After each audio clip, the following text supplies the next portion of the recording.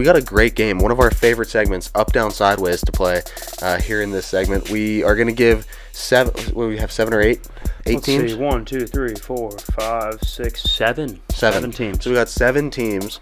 We're going to talk about which way they're trending. Are they trending up, down, or are they just kind of plateauing on a little sideways slide there? So now this is post schedule release. So like, for example, we have the Broncos on here. I'm not including the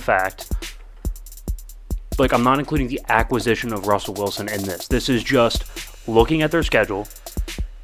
Did the schedule hurt them? Right? Would they be trending down from their schedule release?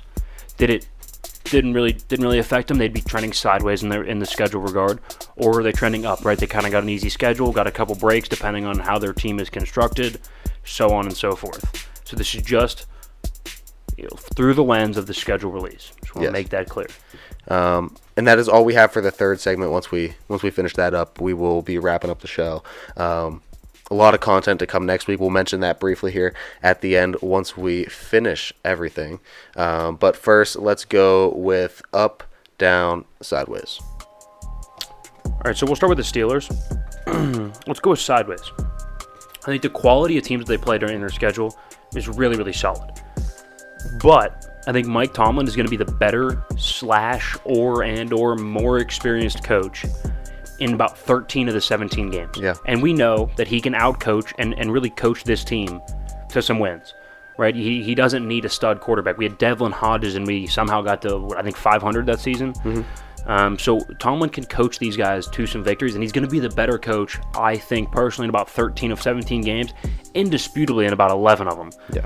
And then I have a couple hot takes for the other 2, but I think he's going to be the better, if not more experienced coach in 13 to 17 games. So if you outweigh the fact that their schedule is a little tough on just quality teams they play, but Tomlin and the coaching experience, plus you add Brian Flores to that staff, I think it's a sideways for the Steelers. Let's go with the Ravens. I'm going to go with up.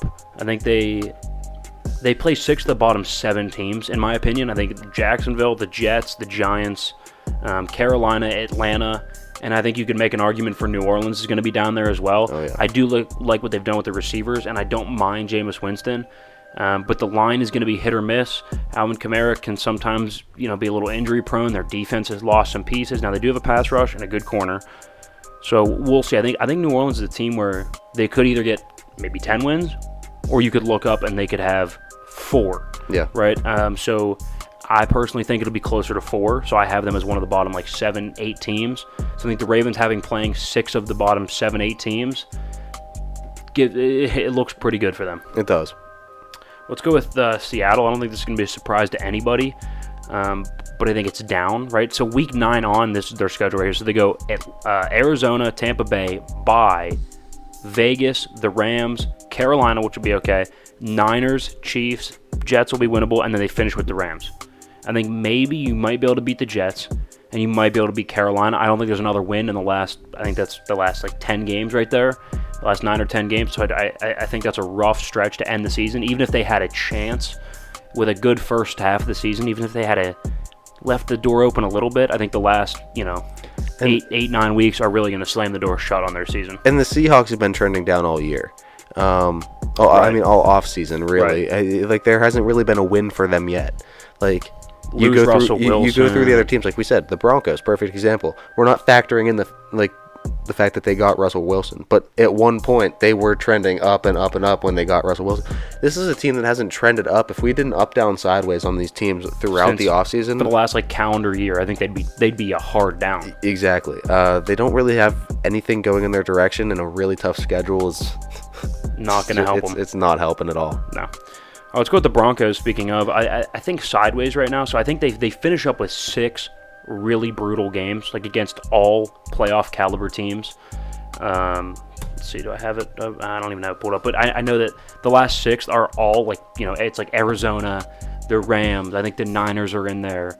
I even think there might be a Tampa Bay somewhere in there. So they have a lot of really tough games at the end of their schedule. So that's tough, but middle of the season, they have a bye, so they have a really nice bye, and they have easy games sprinkled in around the bye. They have the Jets, Jags, and Panthers all in the heart of the season. So, when it's you're starting to incur some injuries, it's week 10, guys are tired. You have 3 games where you're we'll go in knowing that we have, at all 22 positions, pretty much all 22, the better player. So that's helpful mid-season. So I think those two things kind of cancel out, and also they start with 2 easy wins against Seattle and Houston. So we'll go with a sideways for Denver. I think all in all, kind of, evens out, balances out to a sideways. All right, the Chargers. I'll probably go up, and I think that this is the Justin Herbert effect. I think they're going to have the better quarterback in 12 to 13 of 17 games. Quite simply, I just think it comes down to that. I think outside of the 2 games against Mahomes, which that's a coin flip depending on the game, Herbert and Mahomes. I mean, we watched it last year. I could seriously argue Herbert. We watched it last year. I mean, those two had shootouts against each other. I could even argue Herbert, which would take him to 14 or 15 of 17 games where he'd be the better quarterback, right? I mean, you can't deny it. J. Herb is special. Right, and so I think at the end of the day, if you go look at the past couple years, statistically speaking, like percentage-wise, it's 70+% of the games are won by the better quarterback. Yeah. So, I mean, yeah, having the better quarterback in almost all of your games for the Chargers, it's going to be helpful. It's going to be very helpful. All right, how about for the Packers? We'll go with down. Now, again, they would have the better quarterback, but I think they are at such a significant weapons disadvantage in 15 of 17 games, and they have a super late bye week. The only 2 games that I think that they'll go in with better weapons is against Chicago, and you could convince me Chicago has better weapons. I would at least hear the argument. It's not outrageous. I mean, they did lose a lot. I mean, who's their number 1 right now? Lazard is. I think they signed Sammy Watkins. He might be their number 1. Lazard's a 2 or a 3. Probably a 3. I don't think Sammy Watkins either a low end 2 or like a mid tier 3. Maybe. Maybe. I mean, he's in like his 7th, 8th year now. He might have lost a step, right? I think he's probably a 3. So I think you have a bunch of 3s and a bunch of 4s. Yeah. I think, like you said, at best, maybe Lazard shows up to maybe be a low end 2. That's it. Right? They don't have a dog. They don't have an alpha. Christian Watson's a rookie. We'll see if he ends up being that number 1. They need a number 1. If he is, then, I mean, they'll be okay. Still not good. Kind of in quarterback purgatory a little bit there, right? I mean, a little bit.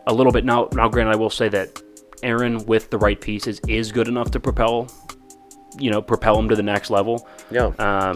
But again, paying a quarterback that much is really hard to surround him. Absolutely.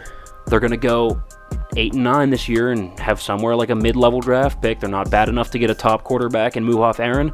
They're not good enough to actually be at the next level and be comfortable. So, yeah, you're right. They're kind of in the middle there. I would go with down for the Packers. All right, last one here.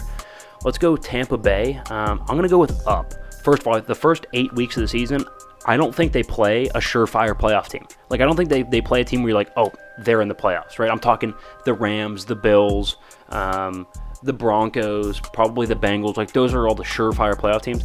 Like, they play 4 that are going to be on the border, like a Green Bay, right? Green Bay, no weapons, but with Aaron Rodgers and Matt LaFleur, you have a fighting chance to make a wild card in the weaker NFC. Yeah. Green Bay's on the border. Kansas City, in that division, would it shock you if they're like 8-9 at the end of this year? Now, I love Kansas City, but look at that division. It's brutal. And they've lost offensive pieces. They lost Tyreek Hill. They lost Tyrann Mathieu in the secondary, right? So there's some pieces there that they've lost. And then Baltimore, they're going to be on the border, right? Yeah. If they can stay healthy, if Lamar can prove that he can throw a little bit better. And Pittsburgh, they'll be on the border as well. So they, in the first 8 weeks, they only play 4 teams that are going to be on the border of the playoffs. Nobody that's a surefire one. And the last 2 weeks of the season, they'll finish with Carolina and Atlanta. So those are the 2 wins to end the season. So if you're even close, like you're on the border, maybe even on the border of getting into the playoffs or on the border of clinching a number 1, number 2 seed, they're most likely going to get it because they're going to finish off with 2 pretty resounding victories, I have a feeling. And let's be honest, you have the Brady effect on your side. When you got the Brady effect on your side, everything's looking up. Right, I agree. I mean, actually, I do have the Bucs schedule pulled up, so this is perfect, right? So here's the teams they played. So they played Dallas week 1. I don't think Dallas is a playoff team. I don't think it's close. I think they're a 7-10 a football team. I don't think it's close. I don't think they're a playoff team. They'll play the Saints. They're not a playoff team. Like I said, Packers on the border, Chiefs on the border. They'll play the Falcons. They're not a playoff team. Steelers on the border, Panthers. They're not a playoff team. And then finally the Ravens on the border, right? And then they'll get a tough one against the Rams. They'll get a tough one against not tough one. They'll get an easy one against Seattle. Then bye, a really good bye, week 11, kind of mid-season. And then you'll finish with Cleveland, New Orleans, San Fran, Cincinnati, and Arizona. Kind of a rough stretch, but then you'll get Carolina and Atlanta to end it.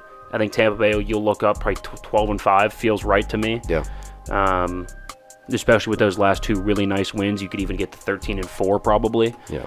So to sum up, we have the Steelers trending sideways, Ravens trending up, Seahawks down, Broncos going sideways, Chargers up, Packers down, Tampa up, and that finishes up up, down, sideways. Up, down, sideways.